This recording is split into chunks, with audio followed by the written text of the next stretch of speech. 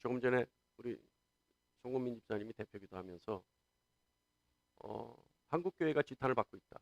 한국 교회가 많은 사람들에게, 세상 사람들에게 오히려 지탄의 대상이 되고 있다는 기도를 했어요. 한국 교회가 좀 더 세상 사람들에게 인정받고 세상 사람들이 호응하는 그런 교회가 됐으면 좋겠다라는 기도했어요. 오늘 말씀이 그것에 답할 수 있는, 그 기도에 답할 수 있는 말씀이기를 바랍니다. 이스라엘 민족이요, 이스라엘 민족이라고 하는 탄생은 애굽에서의 노예 생활로부터 해방될 때부터 시작되는 겁니다.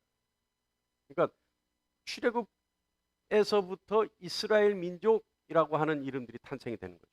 그 전에는 뭐였어요? 단순한 히브리 사람들이었어요.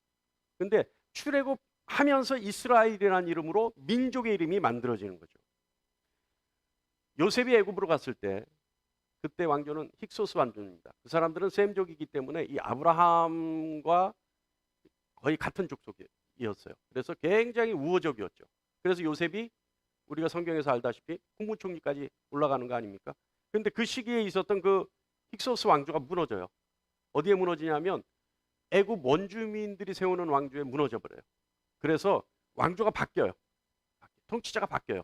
그러다 보니까 성경에 요셉을 잃어버리는, 그래서 이제 요셉이 죽고 나서 많은 세월이 흐르게 되는데 430년이라고 하는 긴 세월 동안 애굽의 원주민들이 일으킨 왕조가 히브리 사람들을 억압합니다. 그래서 그들이 히브리 사람들을 자신들의 노예로 만들죠. 히브리 사람들은 하나님 앞에 부르짖었어요. 하나님 앞에 너무나 힘들다고 하나님께 도움을 요청했다는 얘기죠. 그래서 하나님은 히브리 사람들의 부르짖음을 들으셨어요. 하나님은 이스라엘을 애굽 땅에서 탈출시켜 이스라엘과 그들의 조상들에게 약속한 가나안 땅으로 인도하시기로 작정하셨습니다. 이스라엘을 탈출시키는 임무는요, 모세라고 하는 하나님이 만세전에 예비하신 인물에게 맡겨졌어요. 모세의 리더십으로 이스라엘은 애굽에서 탈출을 감행하죠. 그런데 여러분 60만이에요. 장정만 60만이면요. 이거 결코 무시할 수 없는 인구죠. 그 많은 인구가 탈출하게 됩니다. 애굽에서 나오게 되죠. 아까도 얘기했지만 애굽에서 나오면서부터 그들이 히브리인에게서 이스라엘 민족, 이스라엘이라고 하는 민족의 이름이 붙여지게 되는 거예요. 자, 우리 알다시피 출애굽에서 우리가 기록해서 알다시피 애굽에 10가지 재앙이 있죠. 그리고 홍해를 건너고, 여러분 홍해를 건너는 것이 무슨 의미가 있을까? 무슨 어떤 죄를 통과하는 이런 의미도 있습니다만은 홍해를 건너는 것에 있어서의 성경적, 그러니까 우리가 봤을 때 감동으로 느낄 수 있는 거는요, 홍해를 가르는 것이 누구의 능력으로 갈려요? 하나님의 능력으로 갈리는 거예요. 그러니까 하나님은 바다의 물결도 가르는 능력이 있는 분이에요. 근데 그 능력이 있는 분이 누구를 구해요? 거기서 이스라엘을 구해요. 그렇다면 단순하게 생각했을 때 홍해를 가르는 하나님의 능력이, 그 능력의 하나님이 애굽 사람과 함께 있는 것이 아니라 이스라엘과 함께 있다라고 하는 것을 하나님이 증거해 주시는 거죠. 그러니까 이스라엘이 그것을 보게 되는 겁니다. 자, 여러분, 이스라엘이요, 출애굽에서 홍해를 지나서 광야 생활을 시작하면서 목이 마르다고 불평하면요, 하나님이 먹을 수 없는 쓸물을 먹을 수 있는 단물로 바꿔주시죠. 먹을 것이 없다고 불평하는 이스라엘에게요, 하나님은 만나라고 하는, 이스라엘이 이제껏 본 적도 없고 들은 적도 없는 것으로 먹이시죠. 이스라엘이 고기를 먹고 싶다고 하고, 심지어는 애굽에서 있었을 때가 훨씬 더 좋았다라고 하는 그런 말도 안 되는 불평을 할 때 하나님은 진노하시기는커녕 메추라기를 보내셔서 이스라엘에게 먹게 하십니다. 아말렉과의 전쟁은 어땠어요? 적수가 안 되는 전쟁이었지만 하나님의 권능으로 이스라엘이 이기게 되죠. 어디 그뿐입니까? 이스라엘이 길을 잃고 헤맬까 봐 하나님은 그 길을 인도하시기 위해서 불기둥과 구름기둥을 표적으로 보이시고 따라오기를 명령하셨죠. 무엇보다 여러분, 이스라엘에게 있어서 하나님의 큰 은혜는요, 하나님은 이스라엘에게 어느 민족도 가지고 있지 않은 신을 섬길 수 있는 법도를 가르쳤어요. 율법이죠. 또 율법의 내용을 보면 신을 섬길 수 있는 법도와 윤리적, 도덕적, 그러니까 주변의 어느 민족도 가지고 있지 않은 월등한 수준의 법을 가지고 그것으로 구원의 언약을 삼으시죠. 그 율법 때문에 주변 모든 사람들이요, 성경 기록에 의하면 이스라엘을 큰 나라라 그렇게 말했단 말입니다. 그러니까 이스라엘은요, 노예 신분에서 애굽을 탈출하자마자 이스라엘이라고 하는 민족을 형성하게 되고, 그 민족은 주변 여러 국가에 비해서 월등한 법을, 신을 섬기는 법과 도덕적 법과 윤리적 법, 그래서 하루아침에 큰 나라라고 불리어지는 놀라운 은혜를 받게 되죠. 자, 그렇다면요, 이스라엘은 그 길로 그냥 곧장 가나안 땅으로 들어가기만 하면 됩니다. 그죠? 그 길로 곧장 가나안 땅으로 들어가기만 하면 돼요. 그런데 탈출해서 가나안까지 가는 시간이 얼마나 걸릴까요? 부지런히 가면 일주일이면 가요. 좀 시간이 아는 사람들이 움직이니까 좀 시간이 걸리면 한 보름 정도? 그 정도면 갈 수 있는 길이에요. 그런데 이스라엘 민족이 그 길로 곧장 가서, 바로 시내산에서부터 곧장 가서 율법을 받았으니까 받아가지고 곧장 가면 가나안 땅으로 바로 갈 수 있는데 무려 몇 년이 걸렸어요? 40년이 걸려서 가나안 땅으로 들어갈 수밖에 없는 사건이 발생하게 됩니다. 어떤 사건이었어요? 우리가 알다시피 각 지파별로 한 명씩 대표를 뽑았죠. 그래서 가나안 땅에 정탐꾼을 보내요. 그런데 정탐꾼으로 갔던 그 12명 중에 갈렙과 여호수아를 뺀 나머지 사람들은 가나안 땅을 보고 와서 뭐라 그래요? 가나안 땅의 거주민들은 엄청 네피림만큼 큰 사람들이다. 거기에 비하면 우리는 메뚜기만 하다. 이런 공포에 질린 보고를 하게 되죠. 그랬을 때 그 말을 들은, 그 대표들의 말을 들은 백성들은 뭐라 그래요? 하나님을 원망하기 시작합니다. 그 결과 어떻게 됩니까? 하나님의 진노하심으로 그때 당시에 20세 이상 되는 모든 사람들은 단 한 명도 예외 없이, 갈렙과 여호수아만 빼고 단 한 명도 예외 없이 모두가 가나안 땅을 밟지 못하게 되죠. 우리가 다 아는 사실이죠. 자, 여러분, 그렇다면 그때 불평했던 사람들, 그때 20세 이상 되는 사람들은 왜 가나안 땅을 밟지 못했을까? 우리 그 이유는 잠깐 한번 생각해 볼 필요가 있습니다. 그 이유는요, 첫 번째는요, 이스라엘이 그 땅을 싫어했다라고 민수기 14장 31절에 기록하고 있어요. 그러니까 하나님의 약속한 땅인데도 불구하고 어때요? 이스라엘이 그 땅을 싫어한 거예요. 하나님의 약속의 땅인 가나안 땅, 젖과 꿀이 흐르는 가나안 땅인데도 불구하고 이스라엘이 그 땅을 싫어했다. 왜 싫어했을까요? 하나님이 축복하신, 그리고 약속하신 땅인데 이스라엘이 왜 싫어했을까요? 단 하나예요. 이스라엘은 그곳의 거주민들이 체격이 너무 커서, 그래서 들어가기만 하면 거주민들의 칼에 죽을까 봐, 그래서 그 땅을 싫어하게 됐다. 그래서 그 땅을 싫어했다. 이렇게 성경은 기록하고 있습니다. 여러분, 하나님의 약속의 땅임에도 불구하고, 하나님의 함께 하심에도 불구하고, 하나님의 홍해를 가를 때 애굽은 죽이고 이스라엘은 살리고 수많은 은혜를 주셨음에도 불구하고, 그리고 큰 나라라고 불려질 만큼 놀라운 월등한 민족을 만들어 주셨음에도 불구하고, 불과 며칠 사이에 해주셨음에도 불구하고 어때요? 가나안 땅의 사람들의 체격만 보고 그 땅을 싫어했다는 거예요. 두 번째는요, 하나님을 의지하지 않았기 때문이죠. 하나님의 약속을 믿고 의지하지 않았기 때문이에요. 다시 말하면 하나님을 따르려 하지 않았어요. 그렇기 때문에 그들은 가나안 땅으로 들어갈 수가 없었어요. 너무나 당연한 거 아닙니까? 하나님을 따르려 하지 않고, 하나님을 의지하지 않고, 하나님의 말씀을 믿지 않으려고 하니까 약속의 땅으로 들어갈 수가 없는 거죠. 여러분 생각해 보세요. 아니, 약속의 땅이 있는데, 약속한 곳이 있는데 하나님을 따르지 않고 의지하지 않고 하나님을 믿지 않으면 들어갈 수 있어요? 못 들어가요? 못 가요. 그렇잖아요. 그래서 하나님은 그런 이스라엘의 태도를 민수기 14장 33절에 하나님을 의지하지 않고 따르려 하지 않고 믿지 않는 이스라엘을 뭐라 그러셨냐면 하나님께 반역한 죄다, 이렇게 얘기하셨어요.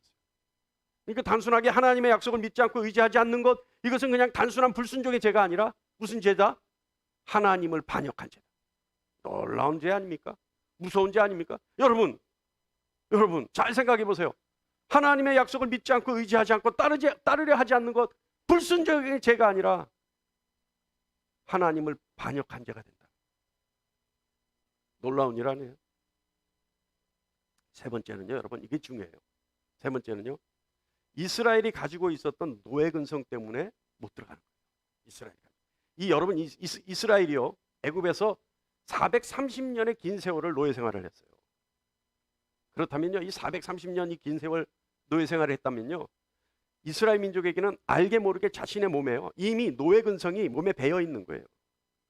이 노예 근성의 가장 대표적인 모습이 뭐냐면요, 강자 앞에 비굴할 정도로 약해지고, 약자 앞에서는 하늘 높은 줄 모르고 강한 척 하는 것이, 이 대표적인 것이 이 노예 근성의 모습입니다. 그러니까 비굴하고 이기적인 모습, 이것이 노예 근성을 가진 자들의 대표적인 모습이거든요. 그런데 이스라엘 민족이 어땠어요? 430년. 그러니까 이들에게 노예 신분으로 아마 그런 근성이 몸에 배 있는 것 같아요. 자, 그렇기 때문에 그들이 두려워하는 가나안 땅에 들어가게 되면 강자의 모습을 가지고 있는 가나안 족속의 비율을 맞추려고 하겠죠. 그죠? 그들의 비율을 맞춰야지 살 것 같으니까, 노예 근성이 몸에 배 있으니까 그들의 비율을 맞추려 하겠죠. 반대로요, 상대적으로 약자로 보여지는 자신의 동족들 멸시하려 들지 않겠습니까? 서로가 서로를 멸시하지 않겠습니까? 그렇게 되면 결국 하나님의 선민이고 하나님의 법을 가지고 있는 이스라엘은 스스로 괴멸하게 되는 거죠. 이스라엘이 애굽에서 있었던 노예 근성을 버리지 못하면, 잘 생각해 보세요. 악한 가나안 땅에서 하나님을 섬기기는커녕 강하다고 생각되어지는 가나안 족속에게 동화되어서 하나님을 버리게 되지 않겠습니까? 그렇게 되면 수많은 이적과 표적을 일으키셔서 이스라엘을 구원하신 하나님은 애굽을 비롯한 많은 민족에게 만월이 여김을 받지 않겠습니까? 그죠? 하나님 보고 그럴 거 아니에요? 주변 많은 국가들이 하나님은 전지전능하지 않다. 그 많은 이적과 표적을 보여서 이스라엘 민족을 이끌어 가셔서 가나안 땅에 넣었는데, 결국 봐라, 이스라엘 민족이 어떻게 됐느냐? 가나안 민족처럼 돼버렸지 않느냐? 걔네들처럼 됐지 않느냐? 우상 섬기지 않느냐? 하나님 버렸지 않느냐? 이런 하나님이 우습게 보여지는 결과가 나올 수 있지 않느냐? 그래서 하나님은요, 이스라엘로 하여금 40년을 광야에서 유리하게 하고, 그래서 노예 근성이 없는 전혀 새롭게 태어난 이들로 하여금 가나안 땅에 들어가게 하시는 거죠. 애굽에서 노예의 삶을 전혀 모르는 새로운 세대로 하여금 가나안 땅에 들어가게 하시는 겁니다. 여러분, 애굽에서의 430년, 노예 신분으로 430년이에요. 한 세대를 30년으로 본다면요, 14세대. 이 14세대라고 하면요, 이미 이들에게는요, 이스라엘 민족 자체의 정체성을 완전히 상실한 세월입니다. 그렇잖아요? 이 사람들은 아마 요셉이 누군지도 몰랐을지도 있어요. 그죠? 우리 생각해보세요. 우리 일제가 몇 년이죠? 36년이죠? 일제강점기 36년이죠? 36년 동안 우리 어떤 일이 있었어요? 언어가 말살되고 이름이 바뀌었어요. 36년에. 아마 조금 더 가서 일본이 패망하지 않았으면, 우리나라가 독립을 하지 않았으면 우리의 언어, 우리의 이름, 아마 우리는 아무것도 모르고 살았을 거예요. 그저 천대받는 어떠한 한 족속으로만 살았을 수도 있어요. 근데 36년에도 그런 일이 있는데 430년. 430년 동안, 그러니까 출애굽 당시에 태어났던, 살아있었던 그 사람들은요, 아마 자신들의 신분을 그냥 숙명으로 받아들였을 수 있어요. 그냥 의례껏 나는 노예려니 하고 살아갈 수밖에 없었을 수도 있어요. 그죠? 태어나서부터 노예인 걸, 내 부모가 노예인 걸, 내 조상이 노예인 걸, 나는 그저 노예려니 하고 살 수밖에 더 있겠습니까? 자신의 노예의 신분이 마땅하다고 생각할 수밖에 더 있겠어요? 그 세월이 430년이에요. 그런데 여러분, 하나님은 그런 이스라엘을 깨우치게 하시려고 단시간에 이스라엘 민족이라고 하는 자긍심을 갖게 하셨어요. 그 과정이 어떤 과정이에요? 하나님은 이스라엘 민족이 애국과 다르다는 것을 보여주시려고, 그래서 그들이 노예 신분이 아니라 사실은 하나님의 선미라는 사실을 하나님이 깨우쳐 주시려고 애굽의 바로를 강팍하게 하셔서 10가지 재앙을 내리치게 하시죠. 이스라엘은 그것을 보면서요, 이스라엘에게 하나님에 대한 자부심과 민족의 자긍심을 하나님은 갖게 하셨어요. 특히 마지막 재앙 보세요, 여러분. 마지막 재앙 어때요? 마지막 재앙, 6월절 어린 양의 보혈의 피를 문설주와 문지방에 발랐을 때 죽음의 그림자가 지나가요. 그런데 애굽 사람들의 장자는 짐승까지도 처음 태어난 것은 다 죽어요. 그런데 이스라엘만 살잖아요, 그 안에서. 그렇다면 그 마지막 재앙이 어떤 재앙이에요? 하나님이 특별히 선택하셨다는 거예요. 너희는 절대 내가 보호하겠다는 거예요. 너희는 절대 내가 이끌어 가시겠다. 너희는 절대 내가 지켜주겠다 라는 사실을 이스라엘 민족에게 가르쳐 주신 거 아니에요? 그러니까 애굽에서 있었던 이 10가지 재앙을 통해서 이스라엘은 하나님의 선택한 민족으로서의 자긍심, 그리고 하나님이 나의 하나님이라고 하는 자부심 갖기에 충분했죠. 또 마지막 재앙 마지막 어떻습니까? 출애굽할 때 마지막 홍해를 건널 때 홍해의 역사만을 통해서도 하나님은 이스라엘을 보호하시는 하나님이라는 사실을 더욱 확고하게 보여주시죠. 출애굽한 이스라엘은요, 아까도 얘기했지만 그대로 하나님만 의지하고 따르기만 하면 되었던 일이에요. 그죠? 그대로 하나님만 의지하고 따르기만 하면 됐어요.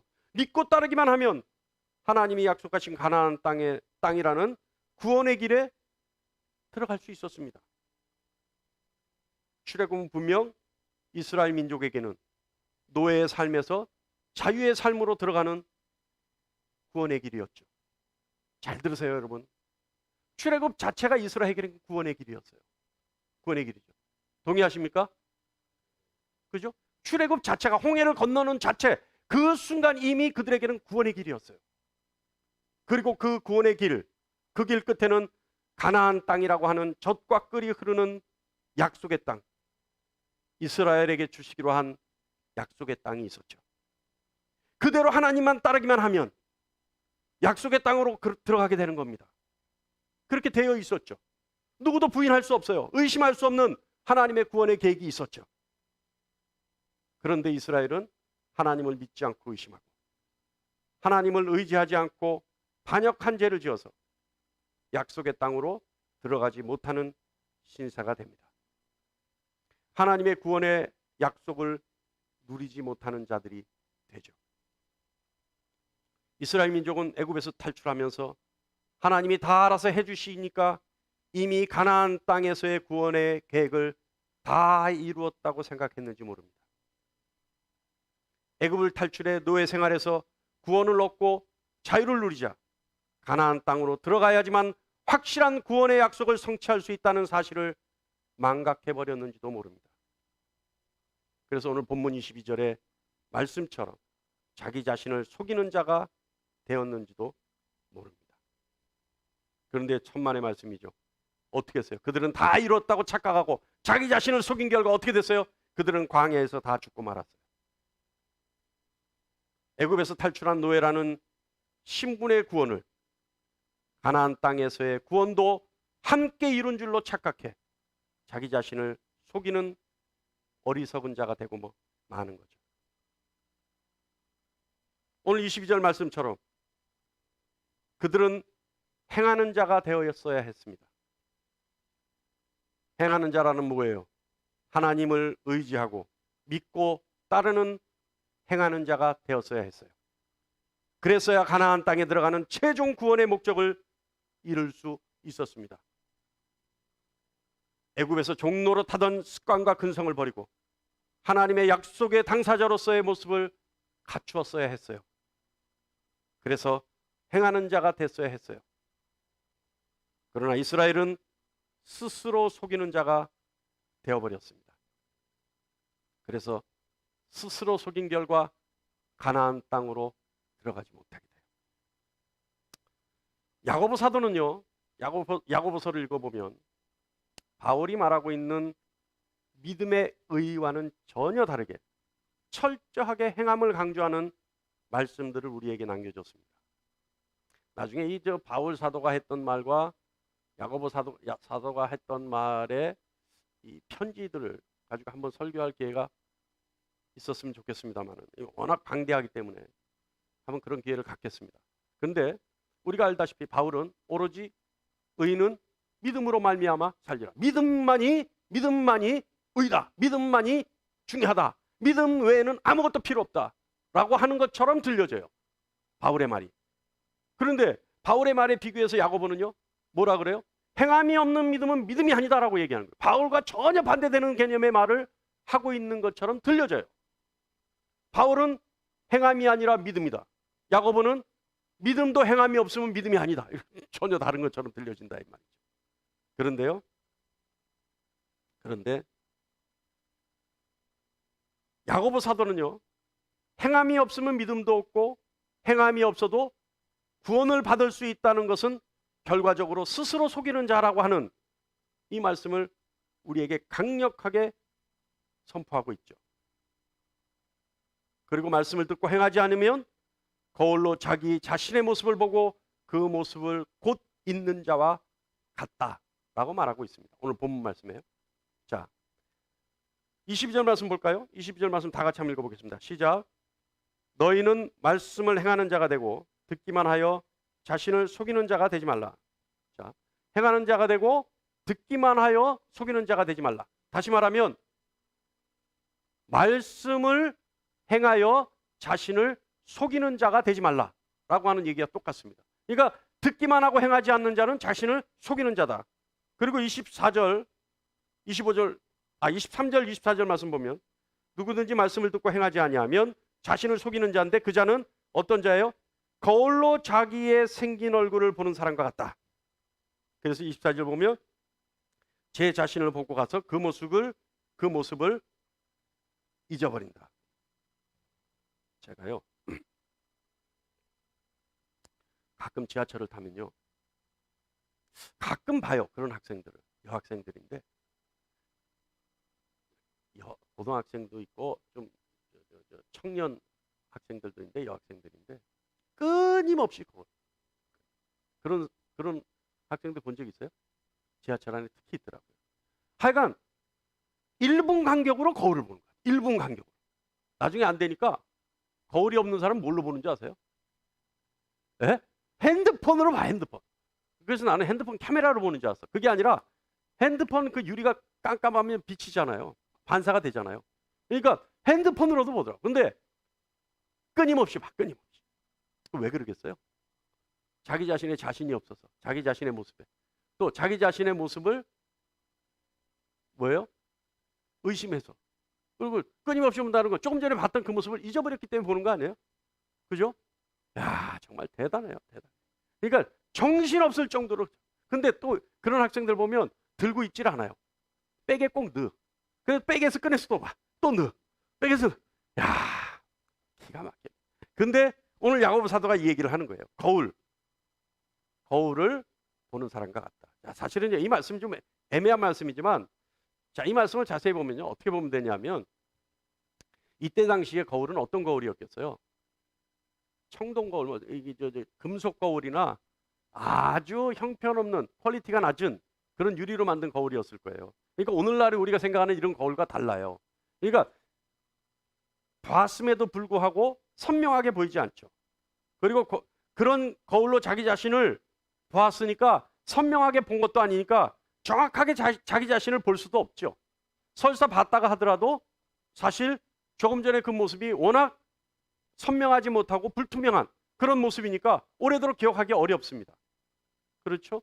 그러니까 조금 이 말씀은 말씀을 듣고 자기 자신을 속이는 자와 같다라고 하는, 속이는 자와 같은 것에 비유해서 같은 의미로 같은 맥락으로 해석하면 되는 거죠. 그러니까 거울을 보고 자기 자신을 보는 사람은 불투명하게 선명하지도 않은 자기 자신의 모습을 보고 봤다고 생각하는 어리석은 자와 같다라고 하는 의미로 받아들이면 됩니다. 그러니까 결과적으로 뭐예요? 자기 자신을 속이는 자와 같다. 자, 그리고 야고보 사도는 25절에 율법을 들여다보고 있는 자는 실천한 자다. 율법을 들여다보는 자는 실천한 자다. 자, 바울은요, 바울 서신을 보면, 바울이 쓴 교회에 보낸 편지들을 보면 끊임없이 율법에 대해서 율법은 아니다라고 얘기합니다. 근데 지금 야고보 사도는요, 25절에 보면 율법을 들여다보고 있는 자는 실천한 자다. 그렇다면 바울은 율법을 강조하지 않는데 야고보는 율법을 강조하는 걸까요? 아니에요. 여기서 율법이라고 하는 건요, 시편 19편 7절 말씀 보면 율법은 영혼을 소생시킨다라는 말씀이 있어요. 그러니까 야고보가 얘기하고 있는 지금 이 율법은요, 생명의 말씀, 다시 말하면 진리의 말씀, 하나님의 말씀, 하나님이 선포한 말씀으로 해석하는 것이 맞습니다. 그러니까 진리의 말씀으로 해석하는 것이 맞죠. 그러면 진리의 말씀, 그러니까 진리의 말씀, 하나님의 말씀을 듣고 행하는 자는 죄와 사망에서 벗어나 자기 자신을 자유롭게 하는 말씀과 같다라고 하는 것으로 해석하면 되죠. 자, 그러니까 진리의 말씀을 듣고 그것을 행하는 자는 그 행하는 일에 하나님의 말씀에 하나님의 복을 받는 그런 사람이 된다고 야고보는 25절에 기록하고 있습니다. 자, 여러분, 제가 오늘 얘기하고 싶은 거는요, 저와 여러분이 함께 나누고 싶은 이야기는 뭐냐 하면, 아까 우리 대표 기도자가 이야기한 것처럼 한국교회가 왜 그렇게 지탄의 대상이 돼 있을까요? 가장 큰 문제는요, 많은 목사님들도 많은 신학자들도 이야기하고 있습니다만은, 바울의 오직 의인은 믿음으로 말미암아 살리라라고 하는 이 말씀을 종교개혁자 마틴 루터가 깨닫고 오직 구원은 믿음으로만 이루어진다라고 하는 종교개혁의 모토가 되는 말로 강조하다 보니까 행함이라고 하는 그리스도인으로서의 삶의 행함이 강조되지 않은 결과가 아닌가라고 하는 겁니다. 그러니까 오직 믿음만 있으면 구원받는다는 그 사실이 강조되다 보니까 행함이 필요 없어 라고 하는 의미로 인식되기 시작했기 때문이다 라는 거죠. 그러니까 그리스도인들은 믿음만 있으면 되지 행함 따위는 구원과 상관없는 것이고 행함은 강조하는 것이 아니니까 어떻게 살아도 돼 라고 하는 착각의 결과가 아닌가라는 겁니다. 그리스도인들이 정말로 믿음으로 말미암아 살리라라고 하는 구원받은 자의 삶을 살면서 그들이 예수님의 행함의 모습을 닮아서 그들의 삶에서 그리스도인의 삶이 행함으로 드러난다면, 그래서 이웃을 위해 죽기까지 충성하는 모습으로 드러난다면, 과연 오늘날의 한국교회처럼 욕을 먹을 수 있을까요? 욕먹는 일이 있을까요? 그런데요, 저는 말씀을 준비하면서 하나의 깨우침이 있었어요. 자, 여러분, 바울 사도가 말하는 믿음으로 의롭게 된다는 것과 대치되는 것 같은 야고보 사도의 행함의 강조는 어떤 차이가 있을까? 그리고 어떤 의미가 있을까? 진리의 말씀을 듣고 행치 않으면 믿음이 없다는 야고보의 말씀은 과연 어떤 의미일까?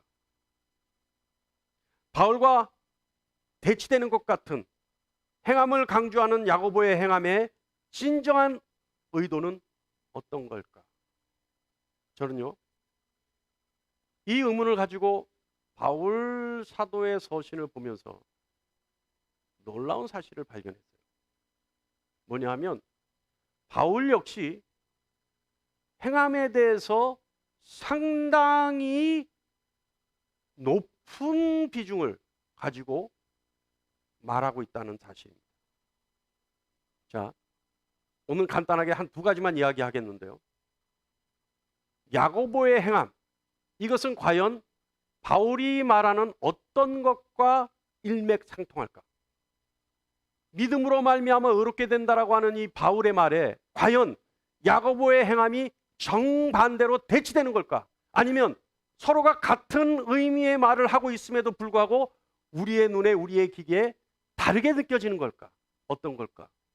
자, 여러분, 바울 서신에서요. 에베소서 1장 4절에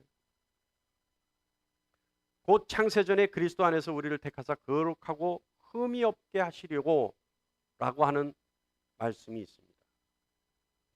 야고보 사도가 얘기하는 행함은요, 진리의 말씀을 듣고 믿는 우리에게 거룩하고 흠없게 하려고 하는 의미가 있습니다. 무슨 말이냐면 야고보가 얘기하고 있는 이 행함이라고 하는 것은 그 행함의 진정한 의도가 뭐냐, 그 행함의 결과가 뭐냐, 우리에게 바울이 에베소서 1장에서 말하고 있는 거룩하고 흠이 없게 하려고 하는 뜻이 담겨져 있다. 결과가 거룩하고 흠이 없는 삶을 살게 하려고 하는 의도로 행함을 강조했다 라고 하는 뜻입니다. 자, 여러분, 오늘 좀 무거울 수 있어요. 그러니까 좀 집중해서 잘 들어주시기 바랍니다. 에베소서 1장 4절에 창세전에 그리스도 안에서 우리를 택하사 거룩하고 흠이 없게 하시려고 하나님이 우리를 선택하셨다, 우리를 세우셨다, 우리를 구원하셨다 라고 하는 의미입니다. 그런데 야고보 사도가요 1장 27절에 이렇게 말합니다.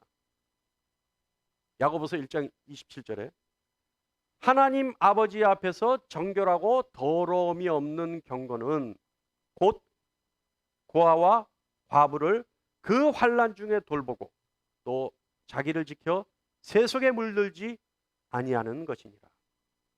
자, 에베소서 1장 4절의 이 말씀과 바울의 서신에 있는 말씀과 야고보가 말하고 있는 1장 27절 말씀이 뭐가 같을까? 자, 보시죠. 하나님 앞에 정결하고 더러움이 없는 경건. 자, 여러분, 지금 야고보가 얘기하죠. 하나님 앞에 정결하고 더러움이 없는 경건. 이게 뭐예요? 바울이 얘기하는 거룩과 같죠. 바울이 얘기하는 거룩한 삶과 같은 겁니다. 다시 말하면 거룩함이란 뭐예요? 거룩함이란 세상과 구별된다라고 하는 의미가 가장 강하죠. 그런데 거룩함이란 어떻게 취할 수 있는 거냐? 듣기만 하고 행하지 아니하면 거울을 보고 자기 자신의 모습을 금방 잊는 것과 같다. 야고보가 얘기했죠. 자, 그렇게 해서 거룩하기 위해서는, 즉 다시 말하면 세상과 구별되기 위해서는 함이란 거룩함을 유지하기 위해서 야고보가 얘기하는 거룩한 삶을 유지해야 되는 거예요. 그런데 야고보는 그것을 뭐라고 얘기하냐면 그 거룩함을 유지하는 방법으로 뭐라고 얘기하냐면 자기 자신을 정결하고 더러움이 없게 하는 것, 정결하게 하는 것. 그래서 야고보는 그 정결하게 하는 방법으로 뭐라 그래요? 27절에 고아와 과부를 구제하는 것이라고 얘기합니다. 다시 말하면 하나님 아버지 앞에 정결하고 더러움이 없는 경건은 곧이라고 하는 건 뭐예요? 그 방법은 이라고 하는 얘기예요. 그 방법은 고아와 과부를 환난 중에 돌보고, 이거라는 거예요.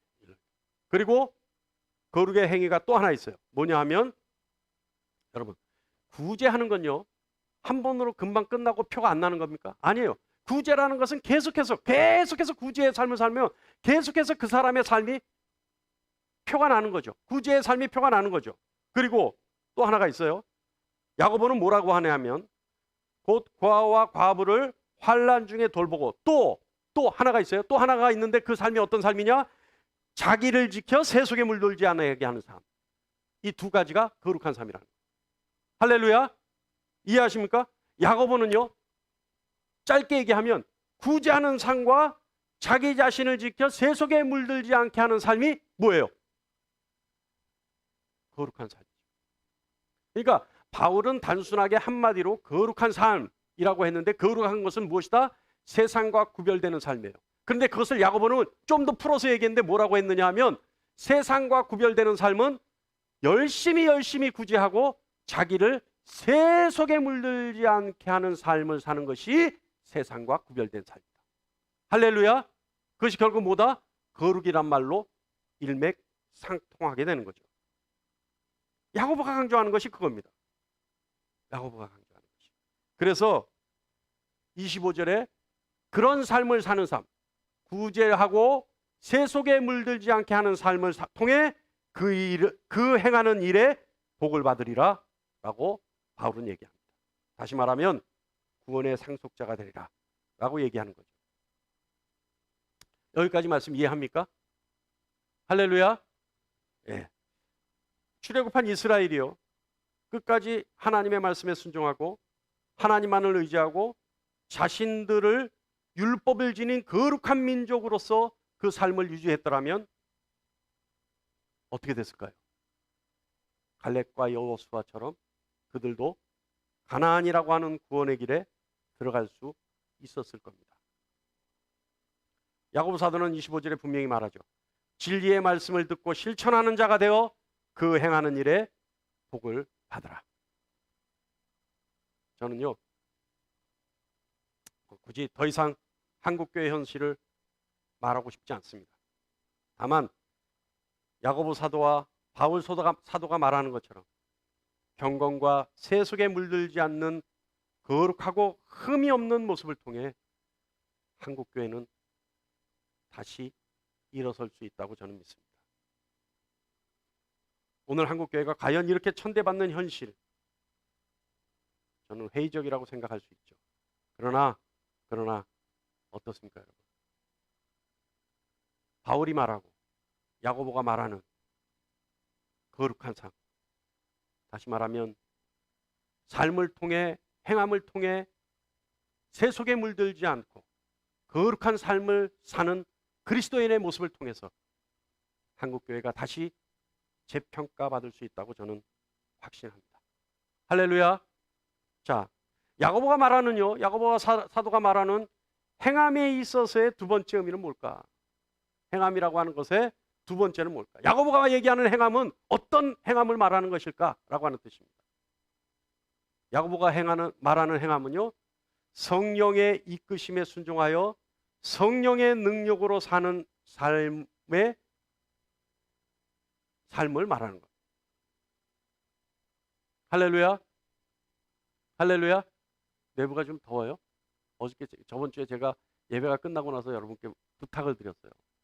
몇 분 안 계시는 예배에서 제가 여러분께 뭔가를 구할 때, 동의를 구할 때 여러분의 피드백이 약하면 정말 설교하기 힘들어요. 몇 명 없는데 여러분 아무 말도 안 하고 앉아 있으면 정말 힘들어요.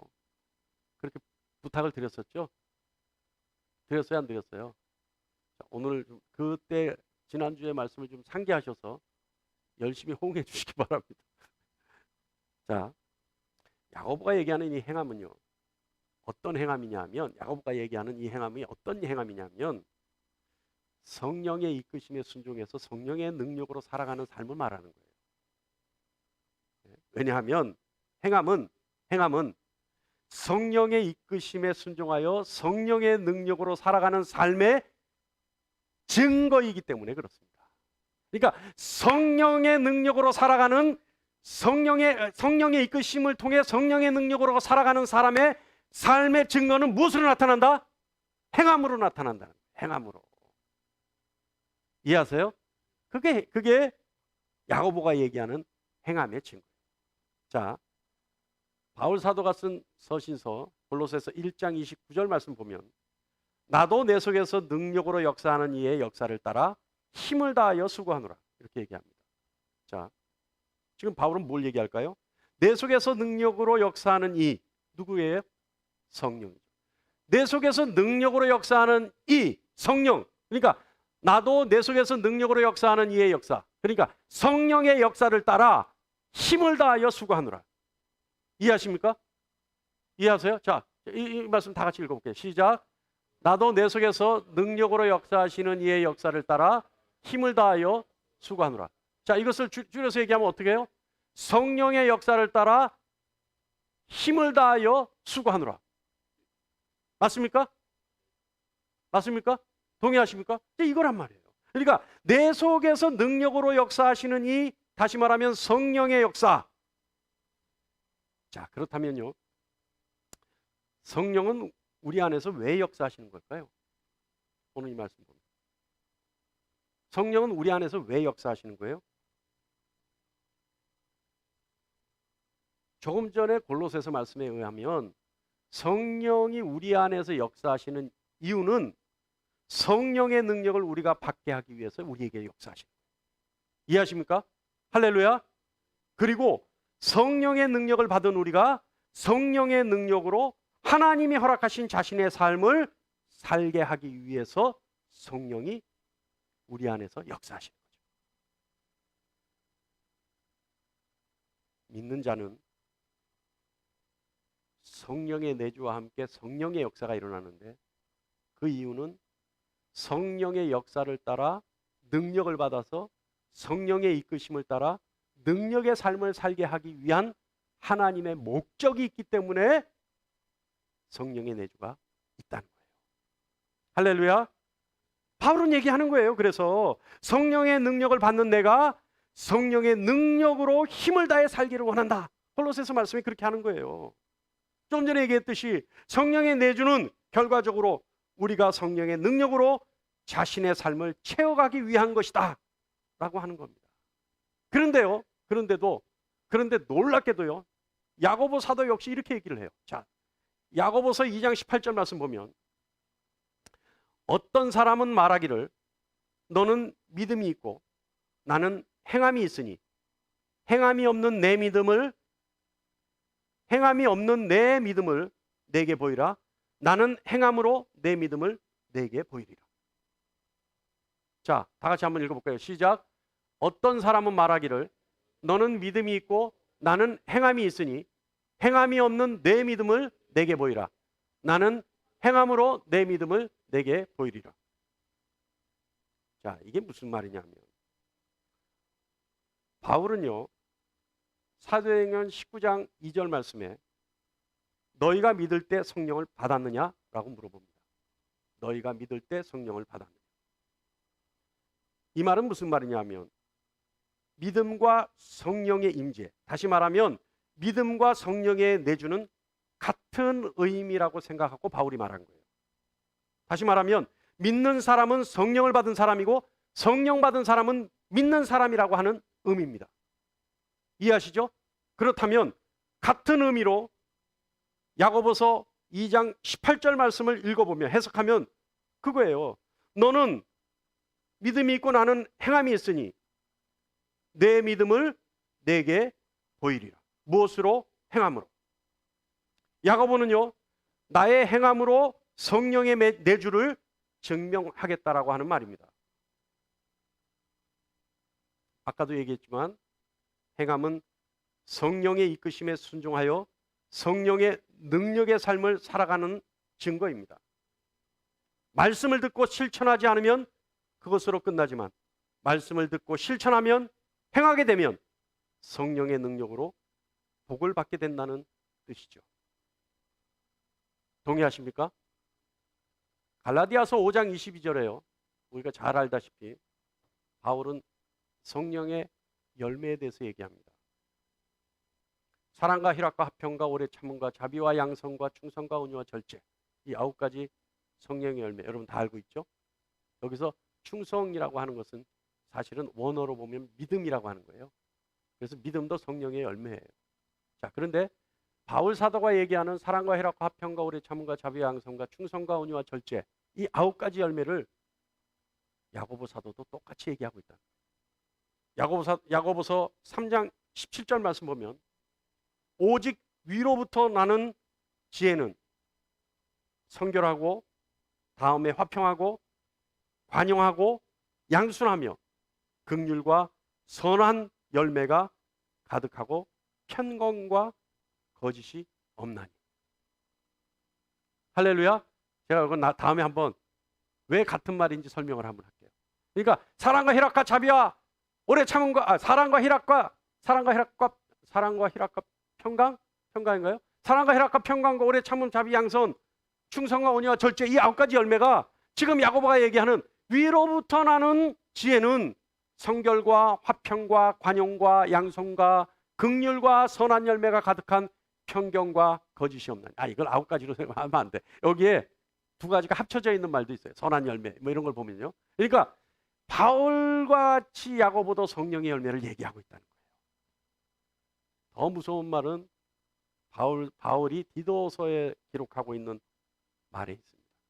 자, 우리 디도서 1장 16절 말씀 볼까요?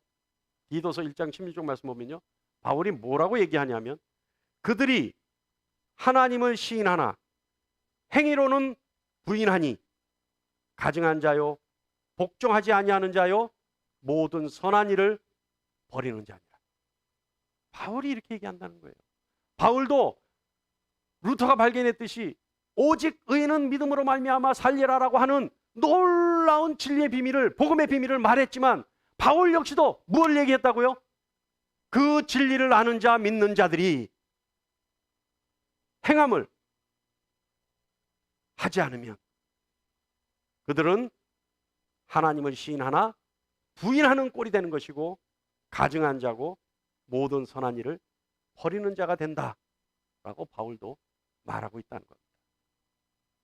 그런데요, 루터가 실수한 것이 있어요. 뭐냐면 야고보서가 행함을 강조하고 있으니까 야고보서를 너무너무 멸시했어요. 그래서 성경에 기록되면 안 되는 말씀이라고 루터는 얘기합니다. 그래서 오로지 바울이 얘기한 믿음으로만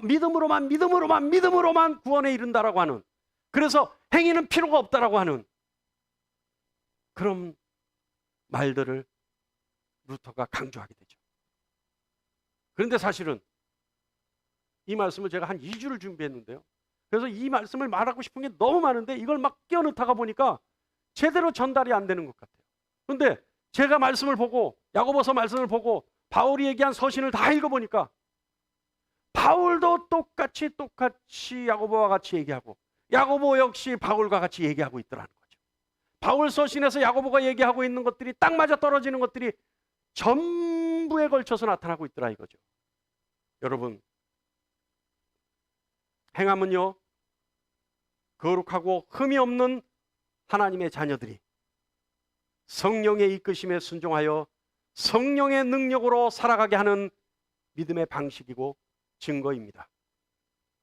행함은 성령의 능력으로 살아가는 세상을 이끌어가는 능력입니다. 행함은 믿는 자들이, 구원받은 자들이 성령의 이끄심으로 살아가는 세상을 변화시키는 힘입니다. 행함은 구원받은 자들이 구원의 열매를 맺기 위해서 심은 대로 거둘 수 있는 법칙입니다. 갈라디아서 6장 7절 말씀에 사람이 무엇이든지 심은 대로 그대로 거둔다라고 하는 말씀이 있습니다. 여러분, 콩 심은 데 콩 나고 팥 심은 데 팥 나는 거죠. 콩 심은 데 팥이 날 리가 없고 팥 심은 데 콩이 날 리가 없습니다. 야고보 사도가, 바울 사도가 말하고 있는 행함은 뭐예요? 믿음의 증거로, 구원의 증거로, 성령의 이끄심의 증거로, 성령의 능력의 증거로 행함을 심어야 한다라고 하는 뜻입니다. 우리 삶에 여러분 행함을 심는다면 우리는 믿음의 열매들을 맺을 것이요, 믿음의 열매들을 거둘 것이요, 구원의 열매들을 거둘 것이요, 하나님의 능력의 열매들을 거둘 수 있습니다. 심는 대로 걷는 겁니다. 심는 대로 수확하는 겁니다. 심는 대로 누릴 수 있는 겁니다. 사랑하는 여러분,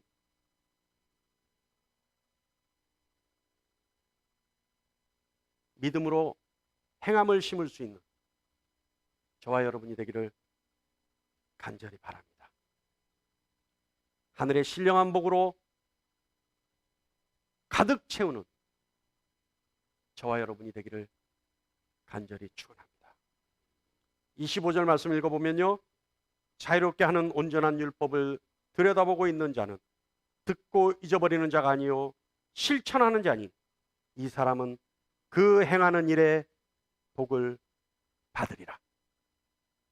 여러분, 여러분이 행하는 거룩한 일에, 여러분이 행하는 순종의 일에, 여러분이 행하는 성령의 능력의 일에 복을 마음껏 받을 수 있는 여러분 되시기를 간절히 축원합니다. 그래서 이 여러분의 삶이 온전히 복으로 채워지는 그런 여러분이 되기를 간절히 축원합니다. 기도하겠습니다.